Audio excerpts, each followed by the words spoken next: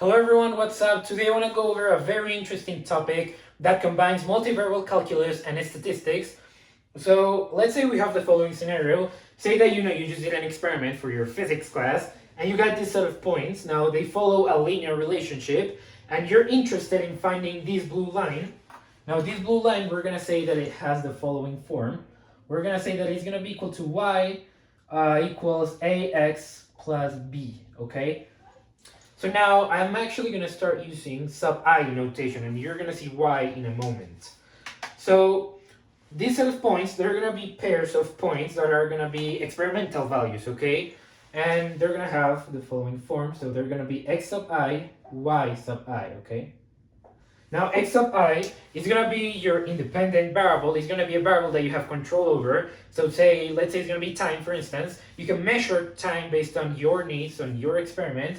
And xi is going to be a value that you control, okay? That's something that we need to clarify for what I want to show you right now. Xi, you need to keep in mind there's going to be a value that you can control and that it's arbitrary, okay? It's independent, okay? Hopefully you've taken a science class and you know what I'm talking about.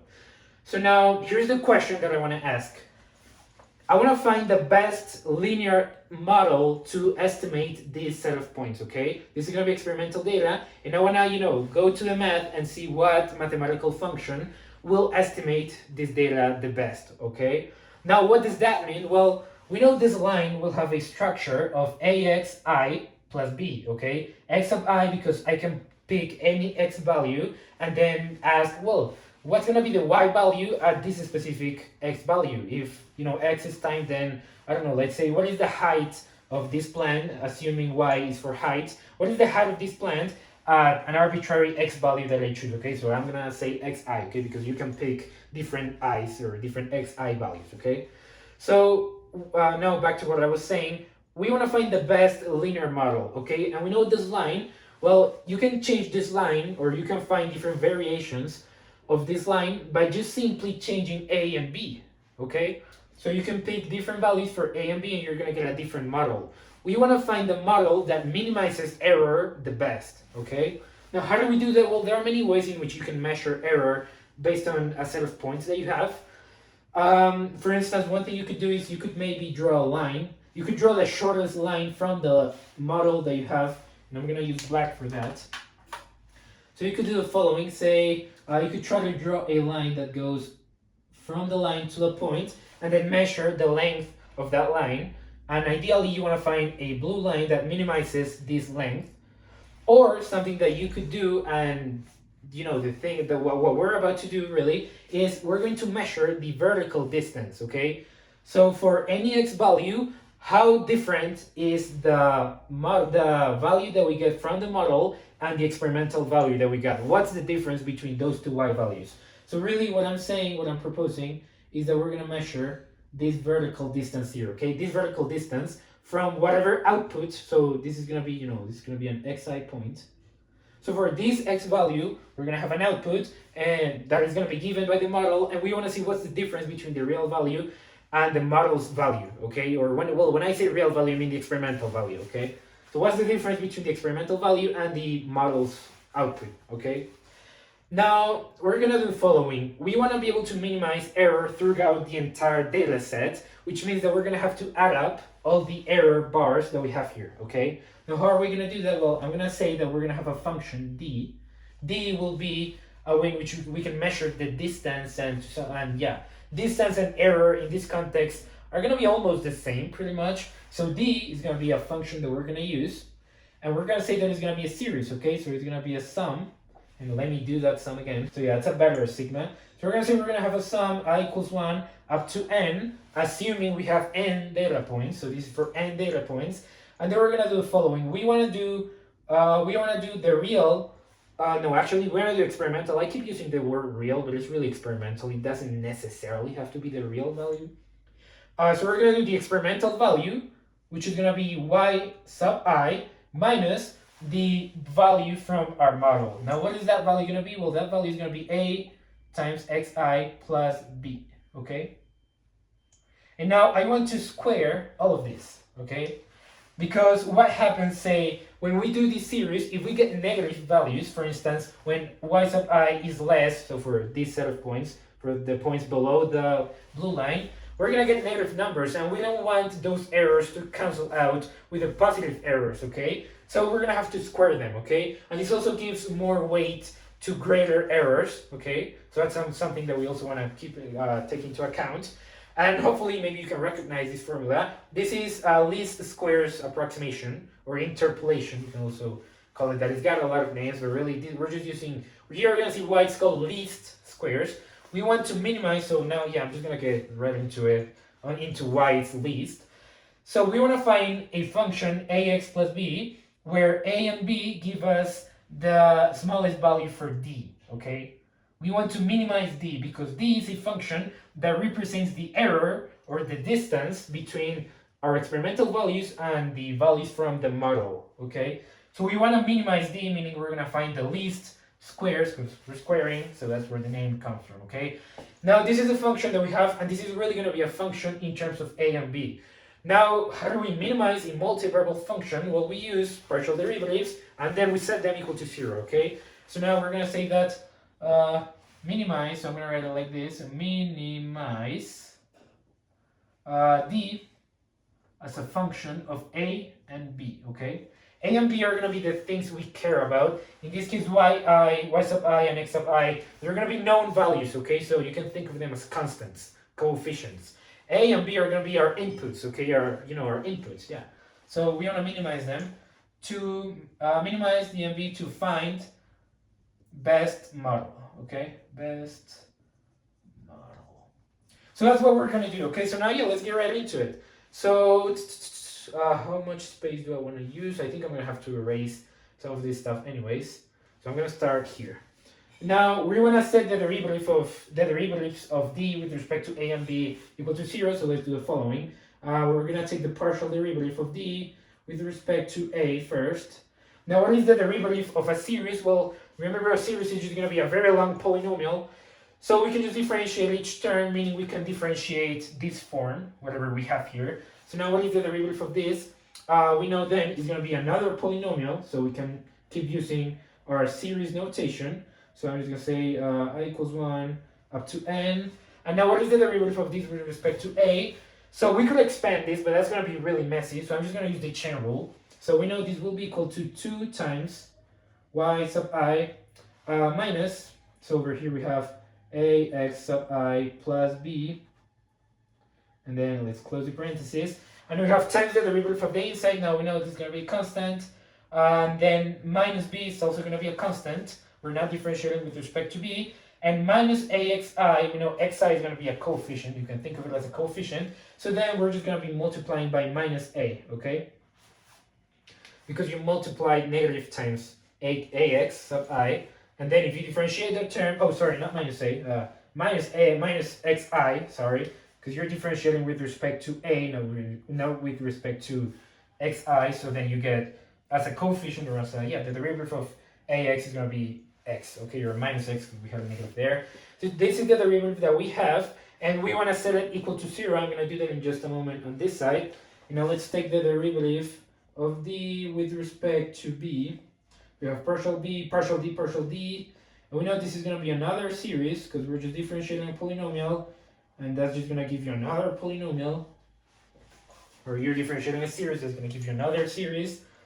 And then now let's differentiate with respect to b. So we're going to have something very similar. It's going to be 2 times y sub I minus axi plus b times, now we're going to have all of these, you're going to get a lot of constants which are going to be equal to 0 when you differentiate.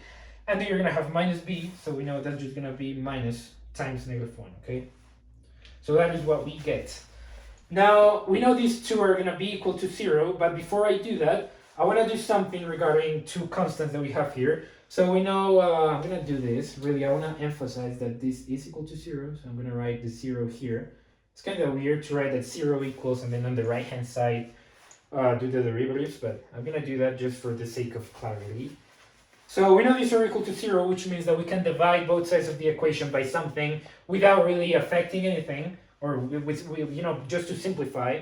So to simplify, I'm going to divide both sides of partial d, partial a, and also both sides of this derivative over here of this equation over here, I'm going to divide by -2, okay? Because then I want to get rid of this -1 and this 2 and this negative and this 2, okay?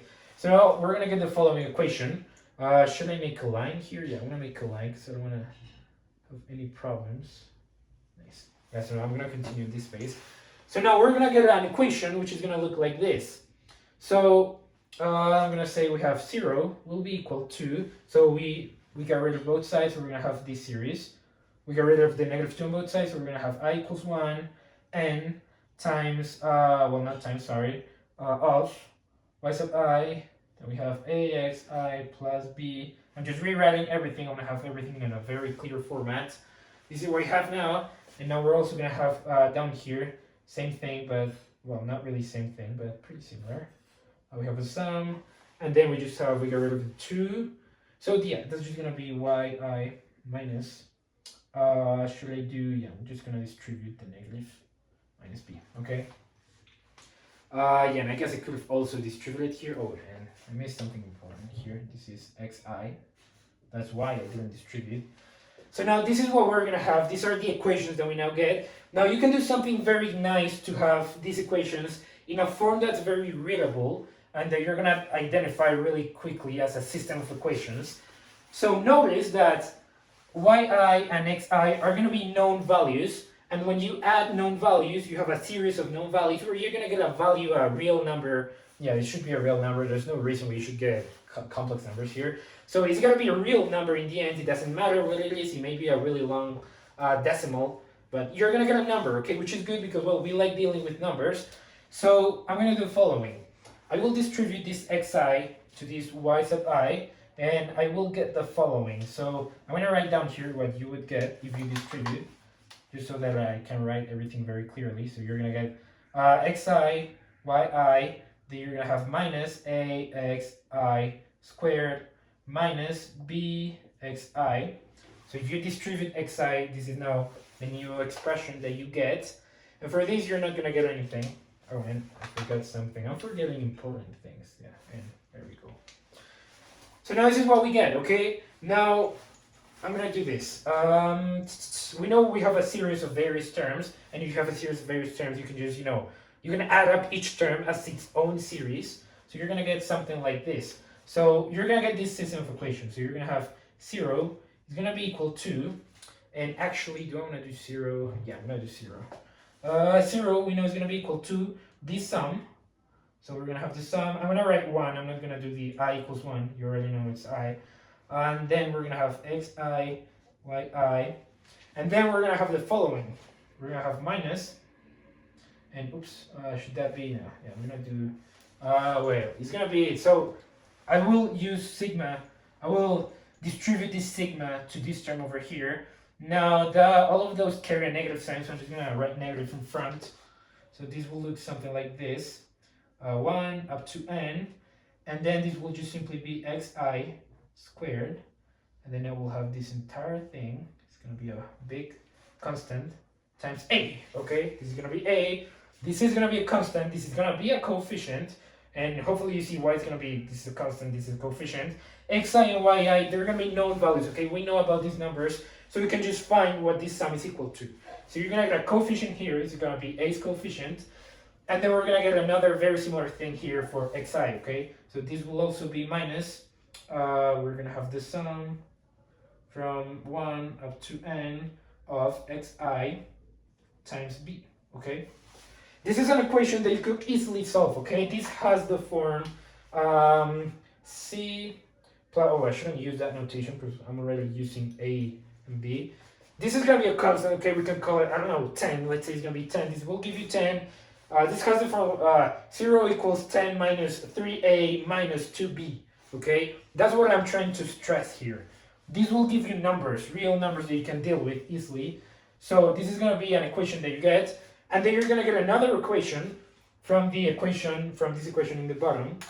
So this will be equal to, you're going to have here 0. Now, we will distribute, yeah, we're going to do the same thing. So this is going to be the sum from 1 up to n of yi. That's going to be, again, a constant. Then we're going to have minus a coefficient, which is going to be the sum from 1 up to n of xi times a, okay? And then we're gonna have minus b. Now you're adding up minus b, although we don't have a sub I notation here, you're adding minus b n times, okay? So that's really multiplying b times n, okay? So this is really just gonna give us minus n times b, okay? Now this is a system of equations, although the sigma notation makes it look really messy. In the end, what you're gonna get, hopefully you like Greek letters, because I want to give you really the form that you get, so I'm gonna use Greek letters.